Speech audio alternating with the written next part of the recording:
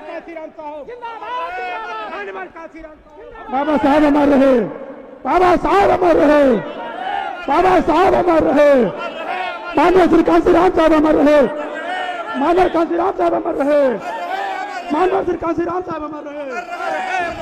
साथियों,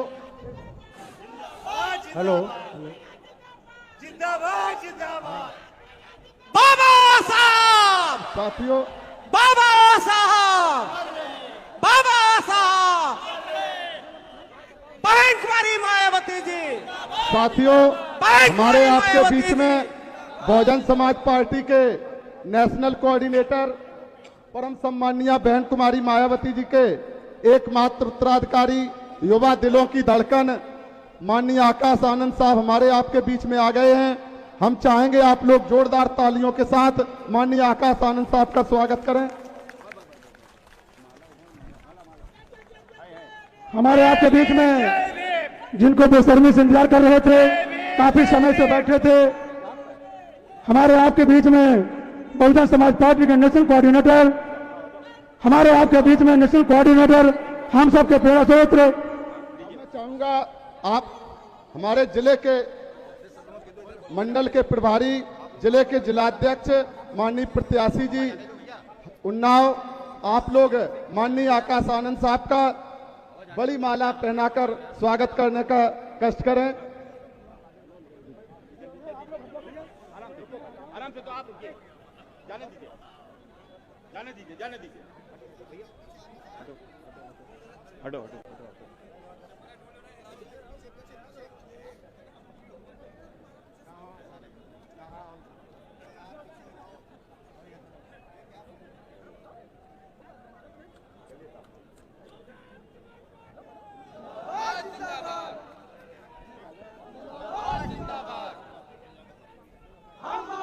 बहन कुमारी मायावती, बहन कुमारी मायावती, आकाश भैया संघर्ष करो, आकाश भैया संघर्ष करो, आकाश भैया संघर्ष करो, आकाश भैया संघर्ष करो। जीतेगा भाई, जीतेगा, हाथी वाला जीतेगा। आवाज दो, हम एक हैं, आवाज दो, हम एक हैं। आकाश आनंद जिंदाबाद। अब मैं बहन मायावती जिंदाबाद, अब बहन मैं मायावती जिंदाबाद। अब मैं हमारे उन्नाव के हमारे जो हरदिल अजीज प्रत्याशी हैं माननीय अशोक पांडे जी से अनुरोध करूंगा कि वो प्रतीक चिन्ह हाथी देकर माननीय नेशनल कोऑर्डिनेटर माननीय आकाश आनंद साहब का स्वागत करने का कष्ट करें। उसके बाद माननीय सरवर मलिक साहब जो हमारे लखनऊ के प्रत्याशी हैं, उनसे भी निवेदन करूंगा कि वो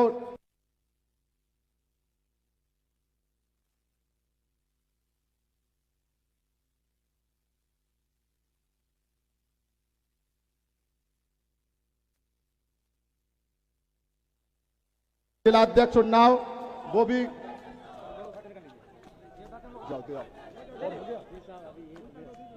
मूलचंद लोधी जी, दिनेश गौतम जी जो साथी स्वागत करने का कष्ट करें। साथियों, इसके साथ साथ मैं आज उन्नाव की पवित्र भूमि पर बहुजन समाज पार्टी के नेशनल कोऑर्डिनेटर, युवा दिलों की धड़कन बहुजन मूवमेंट को पूरे भारत देश में माननीय बहन कुमारी मायावती जी के एकमात्र उत्तराधिकारी के रूप में देश में समता मूलक समाज की स्थापना के लिए सर्वजन हिताय सर्वजन सुखाय के आधार पर पूरे देश में सर्व समाज के हित में काम करने के लिए जो माननीय बहन कुमारी मायावती जी ने इस मिशन मूवमेंट में अपने एकमात्र उत्तराधिकारी के रूप में माननीय आकाश आनंद साहब को इधर हम लोगों के एक एक युवा के लिए और एक एक माता बहन बुजुर्ग के लिए और आज पूरे देश में वो संघर्ष के प्रतीक के रूप में उभरे हैं। मैं चाहूंगा इस विशाल जनसभा को माननीय नेशनल कोऑर्डिनेटर माननीय आकाश आनंद साहब आज इस विशाल जनसभा को संबोधित करने की कृपा करें। माननीय आनंद साहब।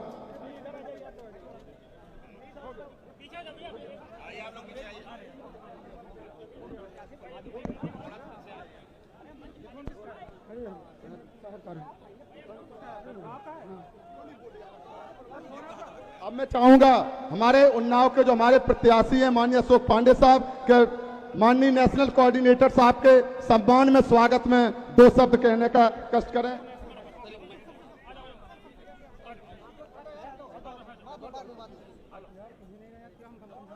प्रांगण में उपस्थित सभी माताओं, बहनों, बुजुर्गों और साथियों, आप सबके चरणों में मैं अशोक पांडे उन्नाव लोकसभा सीट से बहुजन समाज पार्टी का प्रत्याशी नमन करता हूं, वंदन करता हूं, प्रणाम करता हूं। आप सब जो मंच पे लोग हैं उनसे अनुरोध है कृपया वो अपना स्थान ग्रहण कर लें। मंच पर जो लोग हैं कृपया अपना स्थान ग्रहण करें। आनंद जी को जिन लोगों ने स्वागत कर दिया वो सब स्थान ग्रहण करें। सभी लोगों, आप इतने वक्त से इंतजार कर रहे हैं जिनका, वो माननीय आकाश आनंद जी हमारे बीच हैं और एक बार मैं चाहूंगा पहले जोरदार तालियों से, उन्हें लगेगा वो उन्नाव की क्रांतिकारी धरती पर हैं। एक बार जोर तालियों से नारा, मेरा नहीं, मेरा नहीं, एक ही नारा लगाना है, एक ही नारा लगाना है, बहन कुमारी मायावती, बहन कुमारी मायावती, आदरणीय आकाश आनंद जी, आकाश आनंद जी। एक नारा मैं कहूंगा वो जरूर लगाएं, भारत की मजबूरी है, भारत की मजबूरी है। आप सबके चरणों में नमन करते हुए मैं अपनी बात कुछ कहें, कुछ बोल देना, बोल दिया नहीं अभी जल्दी। अच्छा, मैं आकाश आनंद जी से प्रार्थना करूंगा कि 2 मिनट का समय जरूर दे दें मुझे। आप देख रहे हैं उन्नाव लोकसभा सीट पर या उन्नाव शहर का पिछले 10 साल में कितना बुरा हाल, कितना बदहाल हो गया है। और आकाश आनंद जी इस देश के यूथ आइकॉन हैं। 50 करोड़ लोग युवा, 50 करोड़ युवा इस देश को, 50 करोड़ युवा आकाश आनंद जी में भारत का भविष्य देख रहे हैं। मैं आप सबसे गुजारिश करूंगा कि मुझे बहन जी ने आशीर्वाद प्रदान किया है। जो अराजकता, जो अत्याचार दलितों, ब्राह्मणों और अल्पसंख्यकों पर उन्नाव में हो रहा है पिछले 10 साल से, मैं उसका प्रतिकार करूंगा। और मैं आकाश आनंद जी को आप सबकी तरफ से 35 लाख की आबादी और 25 लाख मतदाताओं की ओर से ये आश्वासन दिलाना चाहता हूं कि उन्नाव का ये सर्व समाज, बहुजन समाज आपको इस सीट पर, मुझे इस सीट पर बहन जी के आशीर्वाद से प्रचंड बहुमत से विजय दिलाएगा। आपने कल के अखबार पढ़े होंगे कि एक साक्षी महाराज और उनके विधायक गुंडों ने मुझे जान की धमकी दी है, लेकिन जिसके साथ इतना बड़ा सर्व समाज है उसका कोई भी आदमी बाल बांका नहीं कर सकता। ये मुझे आप सबका आशीर्वाद चाहिए। मैं एक लाइन में अपनी बात समाप्त कर रहा हूं, आप शांत हो जाएं। मैं एक लाइन में अपनी बात समाप्त कर रहा हूं, प्लीज शांत हो जाइए। एक पंक्ति में अपनी बात समाप्त कर रहा हूं कि इस हिंदुस्तान में अगर लोकतंत्र को बचाना है तो बहन जी को प्रधानमंत्री बनाना है, और अगर देश के आकाश पर आनंद की स्थापना करनी है तो भाई आकाश आनंद के हाथों को मजबूत करना है। जय भीम, जय भारत। अब मैं माननीय आकाश आनंद साहब, नेशनल कोऑर्डिनेटर साहब से विनती करता हूं कि वो इस विशाल जनसभा को संबोधित करने की कृपा करें। माननीय आनंद साहब, आप जोरदार तालियों से स्वागत करने का कष्ट करें।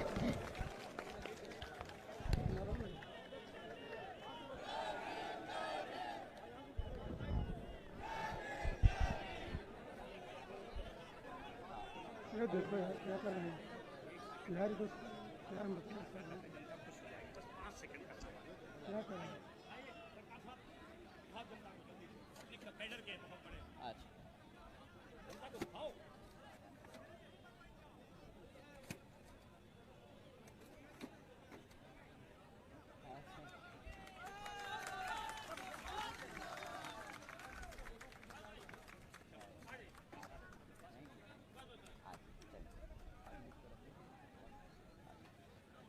जय भीम।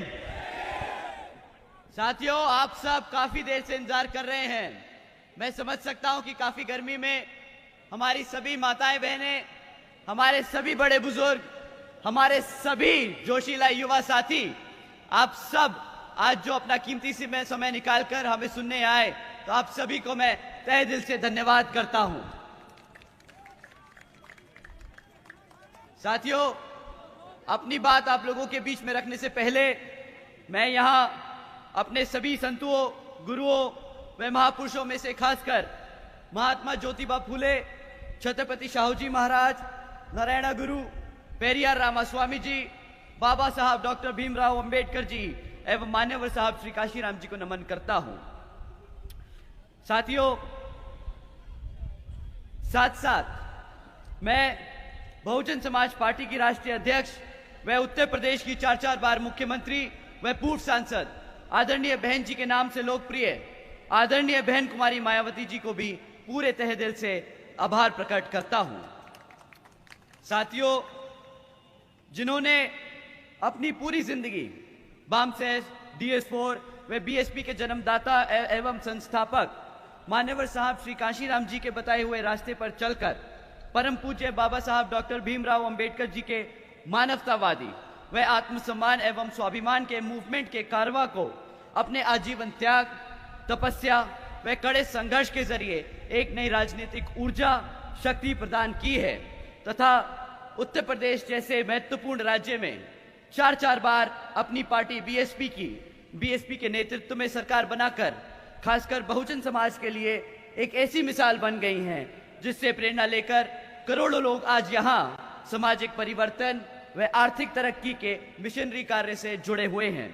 इतना ही नहीं बल्कि मैं खुद भी उनके इस नेतृत्व से प्रभावित होकर अब BSP मूवमेंट से जुड़ चुका हूं और उनके पद चिन्हों पर चलकर उस मिशनरी दायित्व, कर्तव्य व फर्ज को पूरी जिंदगी निभाने की कोशिश करता रहूंगा।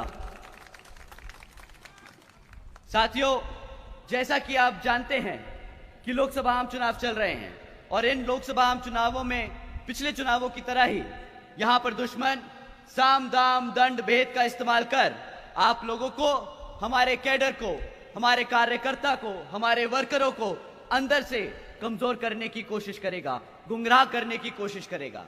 परंतु साथियों, पहले की तरह दुश्मन आप पे सामने से वार नहीं करेगा। अब दुश्मन जानता है कि आप अंदर से मजबूत हैं, तो वो अपने छुटपुट एजेंट्स, बहरूपिये बनाकर आप लोगों के बीच में भेजने का काम करेंगे। तो साथियों, आप लोगों को इन बहरूपियों से, खास तौर से जो लोग नीला पटका पहनकर जय भीम के नारे लगाकर आप लोगों को बहकाते हैं कि नहीं, बहुजन समाज पार्टी हमारी हितैषी नहीं, विपक्षी पार्टियां हमारी हितैषी हैं, ऐसे लोगों से संभल कर रहना होगा। और अब पिछले बहुत समय से ऐसे चमचे जो विपक्षी पार्टियों के आपके लोगों के बीच में घूम रहे हैं, अब इनको आपको बर्दाश्त करने की जरूरत नहीं साथियों, अब आपको इनको बर्दाश्त करने की जरूरत नहीं। साथियों, अगर कोई ऐसा बहरूपिया छुटभई आदमी जो आपको बहुजन समाज पार्टी से भटकाने की कोशिश करे, अब सारे युवा साथियों से मैं दरखास्त करता हूं कि ऐसे बहरूपियों को बीच में समाज में लाकर चप्पल मार मार कर इनको वापस भगवा देना यहां से।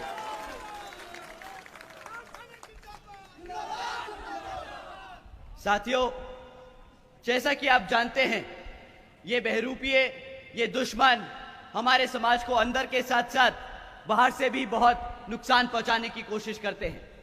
साथियों, आप जानते हैं कि दुश्मन पार्टियों को तो फंड बड़ी बड़ी कंपनियों से मिल जाता है, परंतु BSP का मूवमेंट आपकी मेहनत की कमाई के तन मन और धन से ही चलता है। तो मैं ये आज मौका जो मुझे मिला है आप लोगों को अपनी बात रखने का, मैं इस मंच से आप लोगों का हाथ जोड़कर धन्यवाद करता हूं कि आप लोगों ने इतने सालों तक अपनी मेहनत की कमाई से इस मूवमेंट को जारी रखा और आप लोगों से दरख्वास्त करूंगा कि आगे भी आप इस मूवमेंट को आगे बढ़ाते रहेंगे। साथियों, आप लोग जानते हैं इलेक्टोरल बॉन्ड्स के बारे में, ये एक नया बहुत बड़ा स्कैम आपके लोगों के बीच में आया है। क्या आप जानते हैं इलेक्टोरल बॉन्ड्स के बारे में? साथियों, इलेक्टोरल बॉन्ड्स ये एक नया तरीका है जिससे ये राजनीतिक दल बड़े बड़े धरना सेठों से, इनकी कंपनियों से नया नया चंदा लेने का जरिया बना चुके हैं। साथियों, आप जानते हैं पिछले 6 सालों में 25 राजनीतिक दलों ने 16,500 करोड़ रुपए इन बड़ी बड़ी कॉर्पोरेट कंपनियों से चंदे या फिर फिरौती के रूप में लिया है। साथियों, परंतु इन 25 राजनीतिक दलों में आपको भाजपा का नाम मिलेगा, कांग्रेस का नाम मिलेगा, समाजवादी पार्टी का नाम मिलेगा, परंतु एक राष्ट्रीय पार्टी है जिसने किसी भी धरना सेठ से 1 रुपया नहीं लिया। आप जानते हैं वो पार्टी कौन सी है? साथियों, बहुजन समाज पार्टी केवल यहां उत्तर प्रदेश में नहीं बल्कि पूरे देश में बड़े बड़े पूंजीपतियों व धरना सेठों के सहारे पर नहीं बल्कि आप लोगों के तन मन और धन के सहारे से यहां पर चुनाव लड़ती आई है और आगे भी पूरे देश में आप लोगों की मेहनत के कमाई के पैसे से ही चुनाव लड़ती जाएगी। तो आप लोगों को एक बार फिर से इतनी मेहनत करने के लिए, इस मूवमेंट को आगे बढ़ाने के लिए एक बार जोरदार तालियां और हमारी ओर से बहुत बहुत धन्यवाद।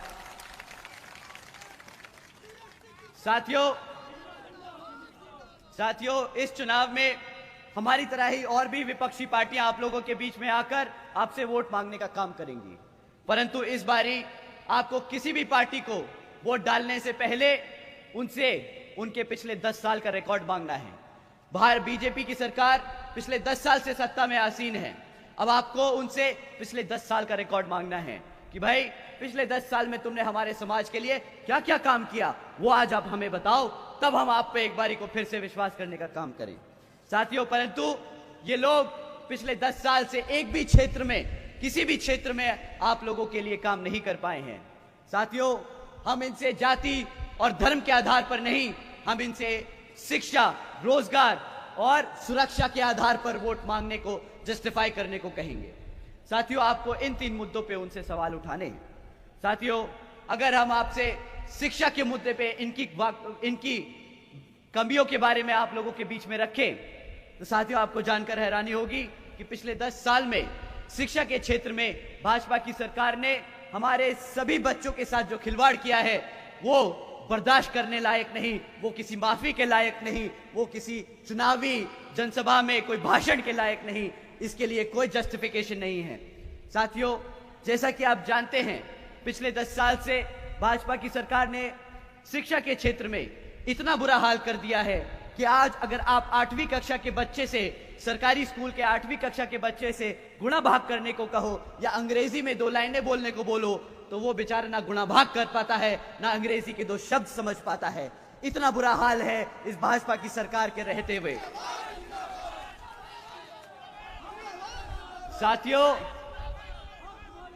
साथियों, जब आप उन पे शिक्षा के क्षेत्र में सवाल उठाएंगे तो वो आपको भटकाने के लिए डिजिटल इंडिया का नारा देंगे।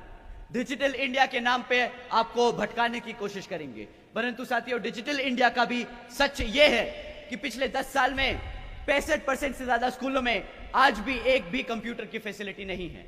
आप एक तरफ डिजिटल इंडिया की बात करते हो, दूसरी तरफ आधे से ज्यादा सरकारी स्कूलों में एक कंप्यूटर नहीं दे सकते, तो कहां से बनेगा इंडिया, डिजिटल इंडिया? अब आप ही बताइए।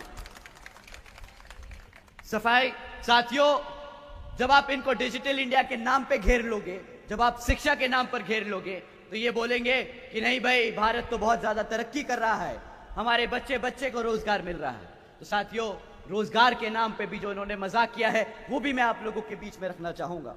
यहां पे कितने युवा हैं जो बेरोजगार हैं आज की डेट में? साथियों, आप जानते हैं, आप लोगों का दर्द, बहुत ज्यादा जो दर्द है वो पूरी जनता देख रही है। इस वक्त पूरा समाज देख रहा है कि किस तरह आप लोग मेहनत करके इन सरकारी जो भर्तियां निकलती हैं उनके एग्जाम में पेपर देके आते हो और आपको पता चलता है 4 महीने बाद ही कि वो पेपर लीक हो जाता है। तो आपका दुख और दर्द यहां पूरे भारत की जनता देख रही है। और इस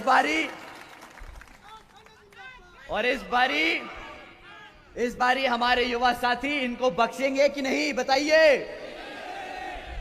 तो साथियों, जिस तरीके से ये आपका पेपर लीक करते हैं, जिस तरीके से ये बहाने ढूंढते हैं आपको ना रोजगार देने के, उसी तरीके से आप इनको बताइएगा जब ये वोट मांगने आए कि भाई जिस तरीके से मेरा पेपर लीक हो गया था, ऐसे ही इस बारी तुम्हारा वोट लीक हो गया, अब तुम नहीं जीत पाओगे।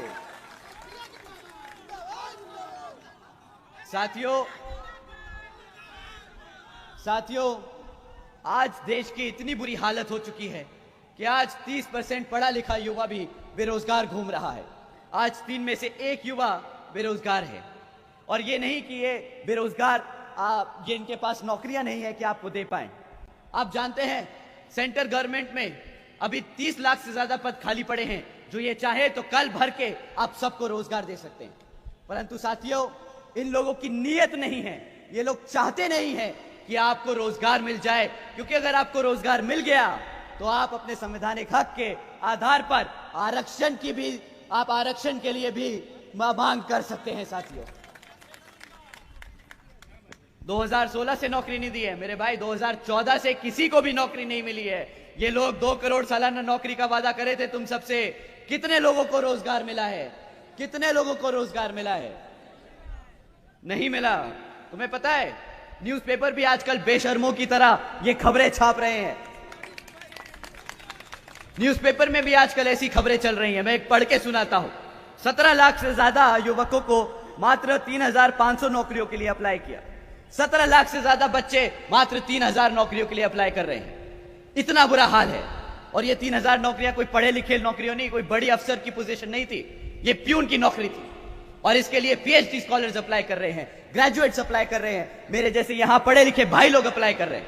बताओ, हमारी माताएं बहनें यहां बैठी हैं, हमारे बड़े बुजुर्ग बैठे हैं, आप ही बताइए, आपने अपने बच्चे को इतना पढ़ा लिखा कर इसलिए बड़ा किया कि वो प्यून की नौकरी करेगा? बताइए साथियों, आप पढ़े लिखे लोग हो, आप देश को चलाने का काम करोगे, आप आईएएस अफसर बनोगे, आईपीएस बनोगे, बड़े बड़े इंजीनियर्स बनोगे।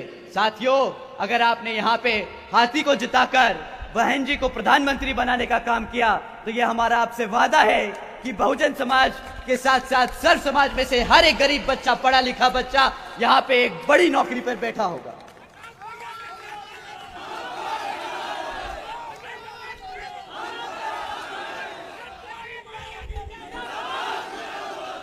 परंतु साथियों, अगर आदरणीय प्रधानमंत्री जी की बात माने तो वो रोजगार नहीं दे पाए, सरकारी नौकरी नहीं दे पाए, प्राइवेट सेक्टर में रोजगार नहीं दिला पाए, तो वो पलट के क्या बोलते हैं हमारे युवा साथियों से कि भाई पकोड़े तलने को भी तो रोजगार कहते हैं। मुझे माफ करना, बोलते वक्त भी शर्म आ रही है। पकोड़े तलने को भी अगर रोजगार कहते हैं, तो अगर ये गलती से सत्ता में दोबारा आ गए तो कटोरा थमा के बोलेंगे भीख मांगने को भी रोजगार कहते हैं। तो अगर आपको भिखारी नहीं बनना, अगर आपको पढ़ा लिखा एक इंजीनियर, एक इज्जतदार नौकरी करनी है, तो साथियों समय आ गया है। ये जो कमल का फूल खिला है, आप सब जानते हैं कमल का फूल कहां खिलता है? साथियों, ये इसलिए तरक्की कर रहा है क्योंकि इसने भारत को कीचड़ बना रखा है। समय आ गया है, इस कमल के फूल को उखाड़कर जलाकर फेंक दीजिए और अपने भारत को दोबारा से एक तरक्की की और प्रगति की ओर ले चलिए। साथियों,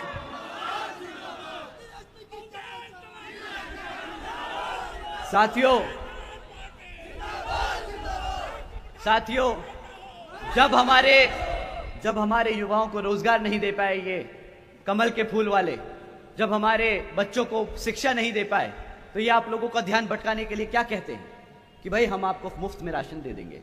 अब बताइए, इतनी पढ़ाई लिखाई कर कर, इतनी मेहनत कर कर भिखारी बनाने के लिए ये सत्ता में बैठे थे हमें। अब आप ही बताइए साथियों कि ये कोई गर्व की बात है कि 140 करोड़ की भारत की जनता में अगर 80 करोड़ जनता को इन्होंने मुफ्त की राशन की स्कीम में डाल दिया, तो ये कोई गर्व की बात है? बताइए, 80 करोड़ जनता को बना दिया ना भिखारी और गरीब, गलत है? साथियों, जब ये आपसे ये बोले ना कि 80 करोड़ जनता को हमने मुफ्त में राशन दिया है, तो इनसे पूछिएगा तुम कितने अनपढ़ हो सकते हो कि तुम ऐसी बात पे गर्व कर रहे हो, ऐसी बात का प्रचार कर रहे हो जिससे हम सबको, पूरे दुनिया को पता चलता है कि आधा भारत आज गरीब और भिखारी बन चुका है। साथियों, अगर 2014 में जो इन्होंने वादा किया था कि 2 करोड़ नौकरियां देंगे, तो आज ये शायद हमें दिन नहीं देखना पड़ता। आप जानते हैं साथियों कि ये 80 करोड़ जनता को जो मुफ्त में राशन देते हैं, इसकी कीमत आप लोग क्या चुकाते हैं? आप जानते हैं आपको क्या कीमत चुकानी पड़ती है? आपको ये महीने का कितने का राशन देते होंगे साथियों?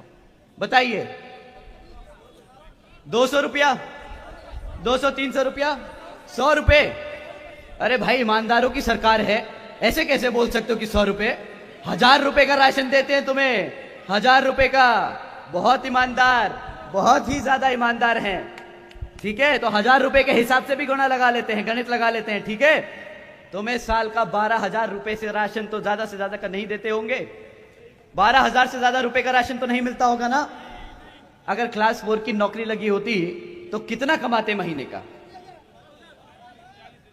25,000 20,000 रुपया साल का कितना हुआ? 2 से 2.5 लाख रुपया कम से कम कमाते तुम। 12,000 का राशन देके तुम्हें 2.5 लाख का चूना लगाते हैं ये लोग। भाई अब बताइए, ये लोग कहते हैं इसको गुजरात मॉडल।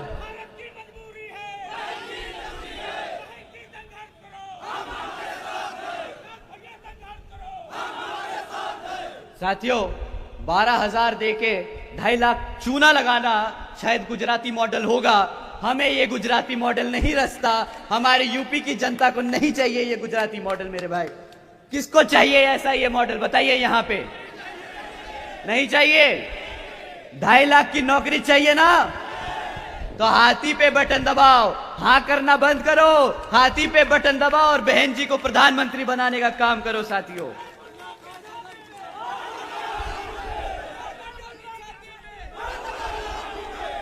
साथियों, 2014 में इन्होंने महंगाई को लेकर भी बहुत बड़ा मुद्दा बनाया था। बोल रहे थे कि भाई पेट्रोल महंगा है, गैस का सिलेंडर बहुत महंगा है। आज 2024 में आप लोग कितने का पेट्रोल भराते हो? 100 रुपए। कितने का गैस सिलेंडर खरीदते हो? 1200 रुपए। 2014 में क्या दाम था गैस और पेट्रोल का? 400 रुपया। अब आप मुझे बताइए कि जब पेट्रोल 60 रुपए से 100 रुपया हो गया, गैस सिलेंडर 400 रुपये से 1200 रुपये हो गया, अब इनके मुंह से भाषण में महंगाई के लिए क्यों एक शब्द नहीं निकलता है? घोटाला है। अरे ईमानदारों की सरकार है, घोटाला मत बोलो मेरे भाई, घोटाला मत बोलो। ये लोग पहले आपको बताते हैं कि भाई हम आपकी महंगाई कम कर देंगे, फिर आपका वोट भी चुरा लेते हैं, आपसे नौकरियां भी छीन लेते हैं, आपको बदले में मुफ्त राशन देते हैं। अब ऐसी सरकार को क्या बोलेंगे बताओ? चोर, चोर।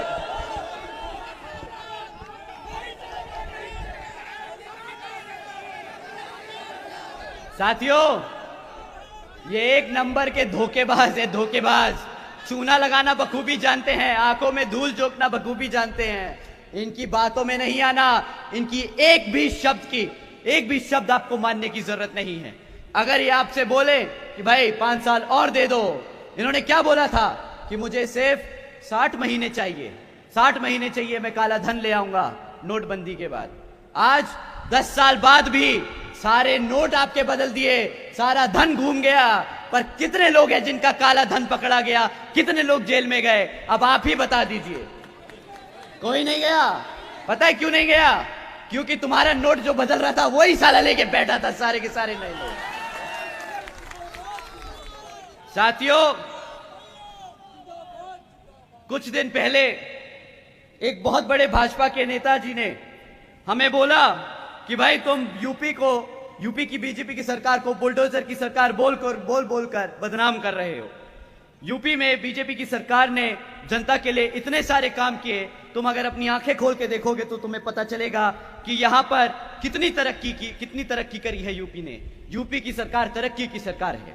उन्होंने ऐसी हमें सलाह दी तो हमने उनकी सलाह मानी। वो बड़े नेता हैं, प्रधानमंत्री के पद पे बैठते हैं, तो उनका कहवा क्यों नहीं मानेंगे हम? तो हमने समझा ठीक है भाई, अगर बीजेपी के नेता ये चाहते हैं कि उत्तर प्रदेश की सरकार बुलडोजर की सरकार नहीं है और हम उसको बुलडोजर की सरकार ना कहे और हम अपनी आंखें खोल के देखें कि यहाँ यूपी में कितनी तरक्की हुई है, तो हमने वही किया। अब यूपी की तरक्की हम आपके बीच में रख रहे हैं। साथियों, यूपी आज यूपी में हर रोज एक किसान आत्महत्या करता है। यह है यूपी की तरक्की। यूपी में 40% 5 साल से कम उम्र के बच्चे कुपोषण के शिकार हैं। यह है यूपी की तरक्की। यूपी में बच्चों के खिलाफ यौन शोषण के केसेस सबसे ज्यादा हैं पूरे देश में। यह है भाजपा की सरकार की यूपी की तरक्की। साथियों, यूपी में हमारी बहन बेटियों के खिलाफ देश में सबसे ज्यादा केस दर्ज किए जा रहे हैं अपराध के। यह है यूपी की तरक्की। हत्याओं के केस भी पूरे देश में यूपी में सबसे ज्यादा है। और आदरणीय नेताजी, आप जिस उत्तर प्रदेश की वाराणसी से सांसद हैं, वो प्रदेश आज भारत का किडनैपिंग कैपिटल बन चुका है, किडनैपिंग कैपिटल बन चुका है। साथियों, उत्तर प्रदेश में साल में 16,000 से ज्यादा किडनैपिंग होती है। अब आप ही बताइए कि ये तरक्की की सरकार है कि ये तबाही की सरकार है? अब आप ही बताइए।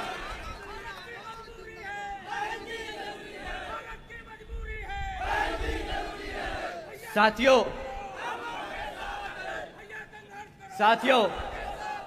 जो सरकार अपने बच्चों को भूखा रखे, जो सरकार अपनी बहन बेटियों पे अत्याचार होने दे, जो सरकार अपने युवाओं को बेरोजगार रखे, जो सरकार अपनी आवाम को राशन के नाम पर गुलाम बनाए, वो सरकार बुलडोजर की सरकार नहीं, वो तबाही की सरकार है, वो तबाही की सरकार है।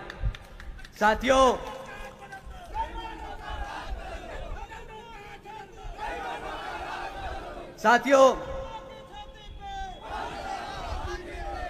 जिस तरीके से बीजेपी की सरकार चल रही है ना, वो दिन दूर नहीं जब पूरा देश नहीं, पूरी दुनिया इनकी तुलना तालिबान की सरकार से करने लगेगी, तालिबान की सरकार से करने लगेगी।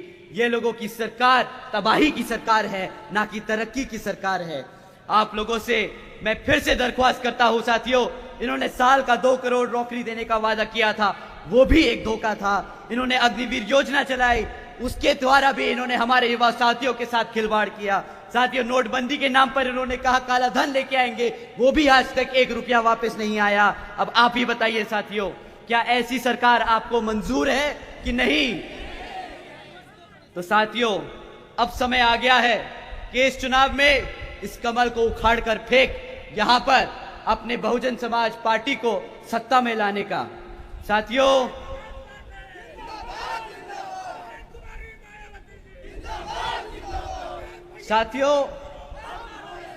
इसी तरह समाजवादी पार्टी भी आप लोगों के बीच में आकर आप लोगों से वोट मांगने का काम करेगी। बट साथियों, जिस पार्टी को एक पर्टिकुलर समाज ने, चलिए बोल ही देता हूं साथियों, जब 2022 का इलेक्शन था तो हमारे मुसलमान भाइयों ने और बहनों ने इस समाजवादी पार्टी को एक तरफा वोट डाला कि नहीं डाला, बताइए। परंतु साथियों, जिस समाज ने इनको एक तरफा वोट डाला, आज उसी समाज पर जब अत्याचार होता है तो उनके खिलाफ इनके मुंह से एक चू नहीं निकलती है। अब यह भी सच है कि नहीं, आप ही बता दीजिए साथियों। परंतु जब रिजर्वेशन इन प्रमोशन के खिलाफ राज्यसभा में, जब रिजर्वेशन इन प्रमोशन का बिल राज्यसभा में प्रस्तुत किया जाता है, तो इसके खिलाफ ये लोगों के हाथ और जुबान सबसे तेज चलती है और ये उस बिल को फाड़ने का सबसे पहले काम करते हैं। साथियों, अब आप ही बताइए, क्या ऐसी पार्टी को सत्ता में रहने का अधिकार है कि नहीं? साथियों, चोर है चोर है।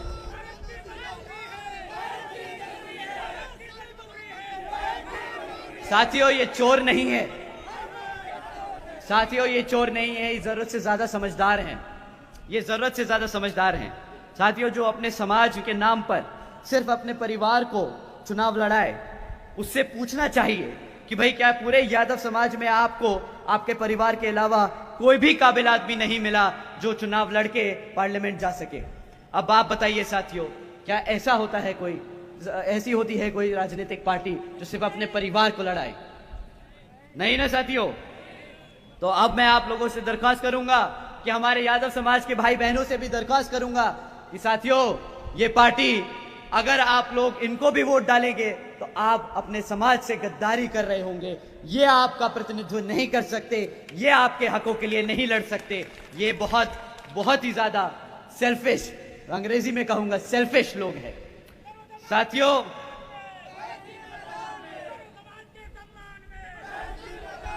साथियों, इसी की तरह कांग्रेस की पार्टी भी आप लोगों के बीच में आकर वोट मांगने का काम करेगी। परंतु साथियों, ये लोगों को 60 साल से ज्यादा सेंटर की सत्ता में रहने का मौका मिला, परंतु 60 सालों में इन्होंने हमारे बहुजन समाज के लिए आज तक एक भी काम नहीं किया है। पर अब जब इनका अस्तित्व खतरे में है तो ये लोग बोलते हैं कि हम हमारे सभी SC, ST, OBC में पिछड़े समाज को आरक्षण देने की पूरी पूरी कोशिश करेंगे।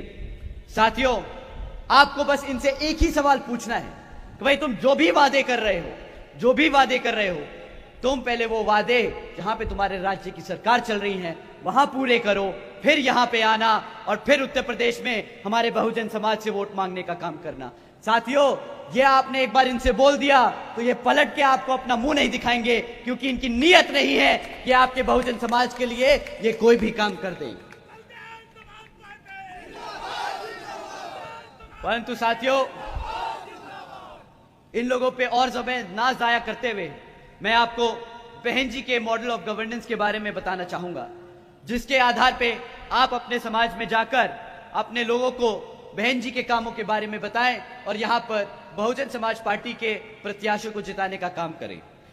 साथियों, जैसा कि आप जानते हैं, बहन जी के गवर्नेंस मॉडल के तहत बसपा की सरकार ने महामाया गरीब बालिका आशीर्वाद योजना चलाई थी। साथियों, इस योजना के तहत बहन जी ने 3,25,000 बच्चियों को 1-1 लाख रुपए देने का काम किया था। साथियों, इस योजना के तहत बहन जी ने 3,250 करोड़ रुपए अपनी गरीब बच्चियों को पैदा होने पर ही देने का काम किया। इतना ही नहीं साथियों, बहन जी ने सावित्रीबाई फुले बालिका आशीर्वाद योजना भी चलाई थी, जिसके तहत बहन जी ने 7 लाख से ज्यादा बच्चियों को 12वीं तक की शिक्षा मुफ्त में प्राप्त कराने का काम किया था। साथियों, इतना ही नहीं, बहन जी ने बसपा की सरकार चलते हुए प्रदेश के व्यवसायिक, technical institutes, engineering colleges, polytechnic एवं इंडस्ट्रियल ट्रेनिंग इंस्टीट्यूट्स में अन्य पिछड़े वर्गों के छात्रों के लिए 27वीं सीट आरक्षित करी थी। और उतना ही नहीं, बल्कि देश में पहली बार सरकारी स्कूल, सरकारी कॉलेजेस के स्टूडेंट हॉस्टल्स में भी 27% आरक्षण की व्यवस्था तय की थी। साथियों, इसी क्रम में बहन जी ने महामाया आवास योजना के तहत हमारे सभी SC, ST, OBC व आदिवासी परिवारों के, समाज के परिवारों को 12,500 करोड़ की लागत से उनको अपना खुद का घर देने का काम किया था। इतना ही नहीं, बल्कि बहन जी की सरकार के चलते हुए बसपा की सरकार ने कृषि एवं संबंधित कार्यों में मिनिमम वेजेस को 55 रुपए से बढ़ाकर 100 रुपए प्रतिदिन कर दिया था और अन्य पिछड़े वर्गों के लोगों की क्रीमी लेयर की वार्षिक आय को भी 3 लाख रुपए से बढ़ाकर 5 लाख रुपए बहन जी की सरकार में किया गया था। इतना ही नहीं, हमारे युवा साथियों को जानकर अच्छा लगेगा कि बहन जी की सरकार के चलते हुए बहन जी ने 90,000 से ज्यादा शिक्षकों को सरकारी रोजगार दिया, 1 लाख से अधिक सफाई कर्मचारियों की भर्ती की, 2 लाख से अधिक हमारे पुलिस फोर्स में जवानों को भर्ती किया और 6 लाख से अधिक हमारे सभी अपर कास्ट समाज के जरूरतमंद पढ़े लिखे भाई और बहनों को सरकारी विभिन्न भाग्यों में सरकारी नौकरी देने का काम किया। साथियों, ये है बहन जी का मॉडल ऑफ गवर्नेंस। बहन जी शिक्षा मुफ्त में देती है, राशन नहीं। बहन जी रोजगार देती है, फ्री में राशन नहीं, भीख नहीं। बहन जी अपनी बच्चियों के लिए, अपने परिवारों के लिए, अपने गरीब घरों परिवारों के लिए खुद का घर देती हैं, उनका घर उजाड़ती नहीं। साथियों, यही है बहन जी मॉडल ऑफ गवर्नेंस, जिसके तहत चलकर पूरे देश में बहन जी यहाँ पर सभी सब समाज में से सभी जरूरतमंद लोगों को उनको सही तरीके से मदद करके उनको अपने पैरों पर खड़ा करने की पूरी कोशिश करेंगी।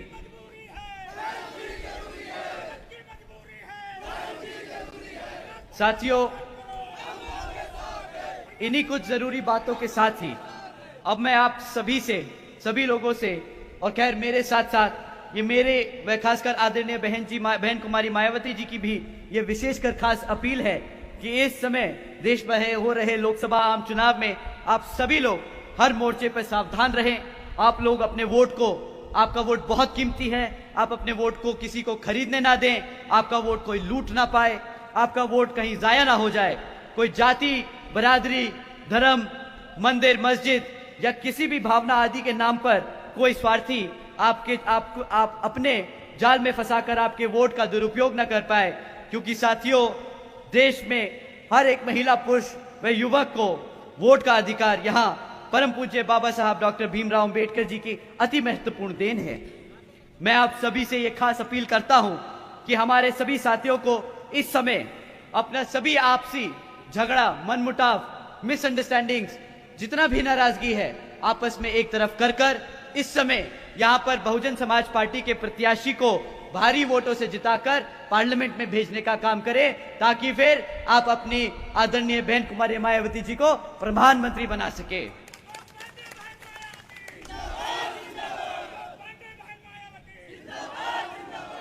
साथियों, हम आप लोगों से अपील करते हैं कि अशोक कुमार पांडे जी को आप यहां पर भारी वोटों की मतों से जिताकर पार्लियामेंट भेजने का काम करें, ताकि ये बहन जी के हाथ मजबूत कर सके। साथियों, इसी क्रम में हम आपसे दरख्वास्त करेंगे कि मनोज कुमार जी को भी आप यहां पर भारी मतों से वोट से जिताकर उनको पार्लियामेंट में भेजने का काम करें, ताकि वो यहां पर बहन जी के हाथ मजबूत करने का काम करें।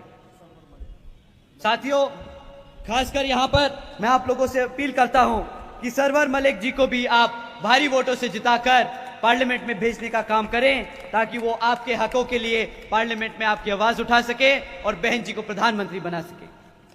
साथियों, इन सब क्रम में मैं अपने सभी युवा साथियों से स्पेशली रिक्वेस्ट करूंगा कि आप लोग सब बढ़ चढ़कर यहां पर अपने सभी बड़े बुजुर्गों को ले जाकर वोट डलवा कराएं, ताकि आप सभी बहन जी को प्रधानमंत्री बनते हुए देख सके और बहन जी के साथ साथ अपने माँ बाप का, अपने भाई बहनों का सपना पूरा कर सके और यहाँ पर बहुजन समाज पार्टी की शासन पार्टी को सत्ता में बिठाने का काम कर सके। आप सभी से मैं यही अपील करते हुए आप लोगों को एक बार फिर से धन्यवाद करता हूँ।